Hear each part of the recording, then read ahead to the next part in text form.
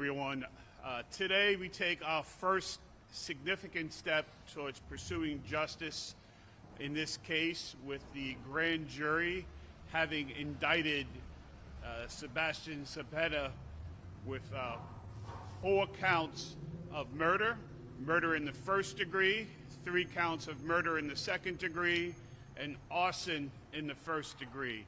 These are significant counts.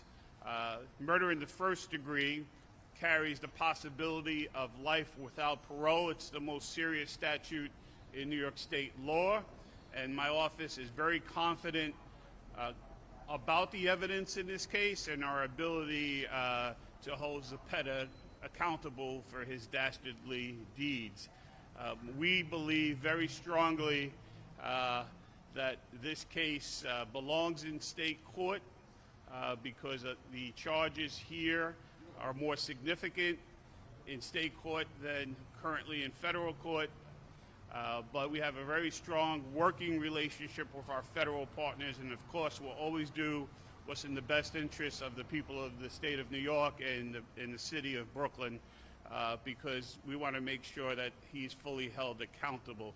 On January 7th, the indictment will be officially unsealed in court. At arraignment, we expect the body to be present in the courtroom. Mr. Zapeta, today he waived his appearance here in court, so January 7th will be the first day where we expect to have him in court when he's arraigned on the felony indictment.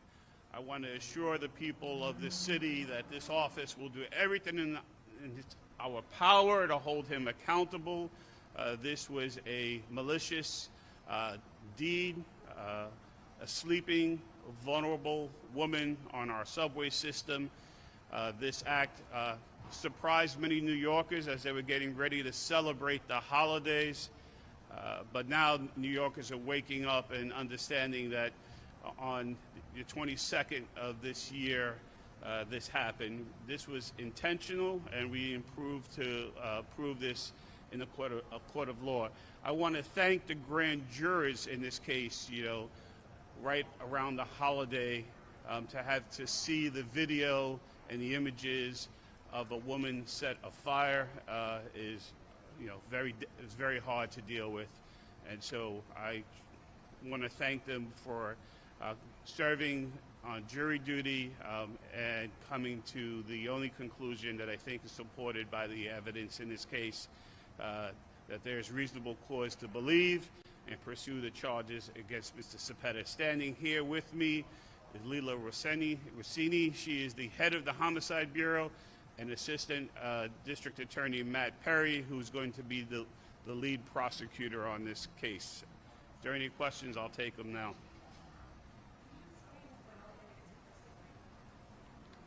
Yes.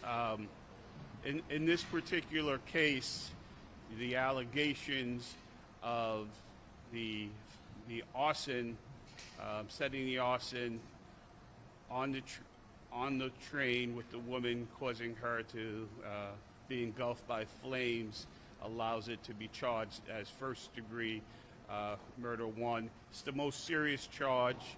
Most of the time, it's charged in the connection of killing of multiple people or the killing of a law enforcement officer. Yes.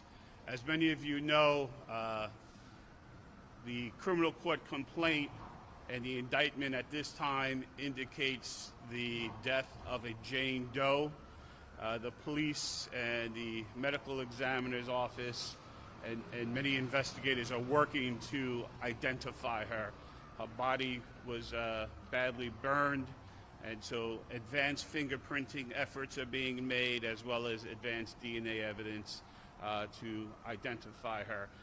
We have made some progress in that area, but I'm not at liberty to get into specifics now. And of course, our hearts go out not only to this victim, but we know that there's a family. Just because someone appears to have been living, in the situation of homelessness does not mean that there's not going to be family devastated by, the tragic way she lost her life.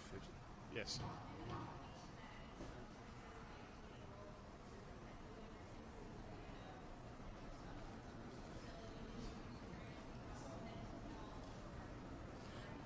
Not at this time. At this time, you know, we're pursuing this under the theory that this was an intentional act, but we also have on the indictment depraved indifference, murder, and so there's different theories of the case. But if we watch the video, and I'm sure many of you have seen the video, it's clear that it appears a lighter was used to set her on fire, and that's our working theory on the case right now. Yes.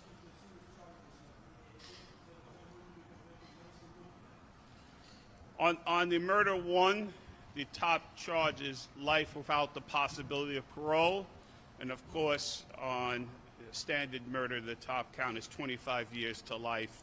There's also the arson charge, and there's a possibility that some of this can run consecutive.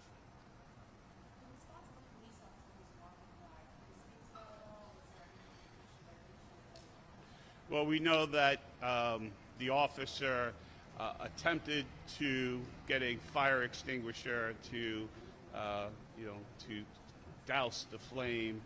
So I'm not going to speak more on that particular issue, other than we believe that the officer, considering all the circumstances, all of the smoke and flames that were in the train car at that time, did the most that he could do at this time. Yes. Yes. This was an act that the question was, why do we want to keep it in state court? There are two basic principles here. One is I have a lot of confidence in the people of Brooklyn and the people who come and serve on jury duty here, and I think that this crime took place in New York City, in Brooklyn, and that the people of this county should serve on the jury there. Second, very simply, state law is more significant in this case. There's a possibility with life without parole. That's not an option in the proposed charge that was mentioned, arson, on the federal statute. So you're looking at more time. In this particular case, the heinous nature of this case, I believe that the maximum penalty should be imposed, and currently that would be in state court.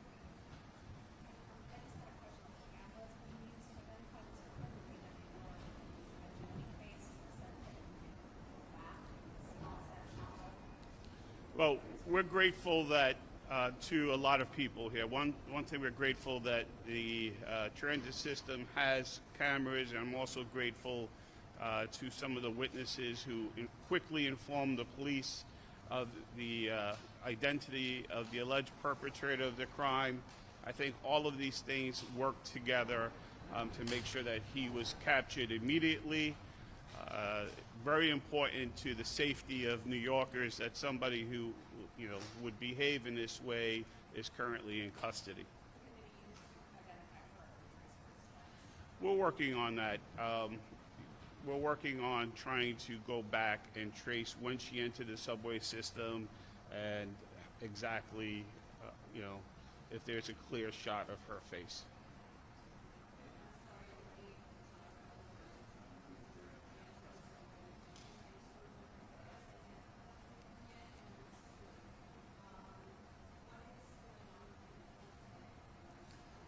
Okay, so we announced a few minutes ago the indictment.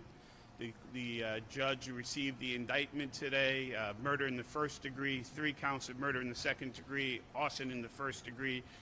The defendant, through his lawyer, waived his appearance, so he was not brought up to court, but he is due back in court in person on January 7th, where the indictment will be unsealed, and he will be arraigned on the indictment at that time.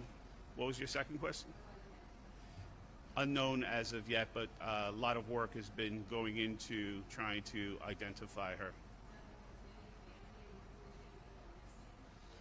There's always people missing in New York City, so we're working through those leads, but I wouldn't want to speculate.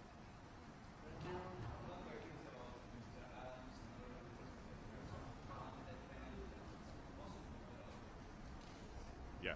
There is no death penalty in the state of New York, so that's why the maximum penalty here is life without the possibility of parole, and we charged that count in order to make sure that we can seek that penalty. We have a long way to go. This is really the first significant step of today in holding him accountable. There's going to be the felony arraignment again on January 7th, and then the trial team here will work to pursue justice. And of course, it's a priority for me, for my office, for the police department to identify this woman so we can notify her family of what had happened to her. Thank you, everyone. All right.